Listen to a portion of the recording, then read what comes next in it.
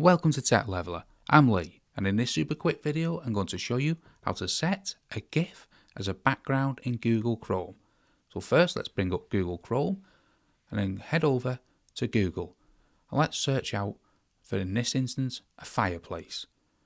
Then we want to select images here below, and then you want to select tools below the search bar, and then you want to select the type here and then select GIF. This will bring up all GIF images. So let's look for a fireplace or any GIF that you like. So here's a good one here. So we can press this. Then we can right click on the image. As you can see, it's moving. It's like a GIF. And you can press Save Image As. And then let's put it on the desktop. And then let's select Save. As you can see, that GIF has been saved to our desktop. So now we have our GIF, we can exit this page away, we can bring up a blank page and then select Customize Chrome here in the bottom right hand corner. Now you want to press Customize Theme, then upload an image.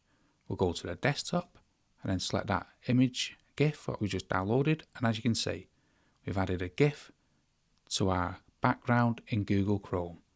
So that's how to set a GIF background in Google Chrome. Hope you found that video helpful. If you did, smash the like, smash the subscribe, and most of all, thanks ever so much for watching.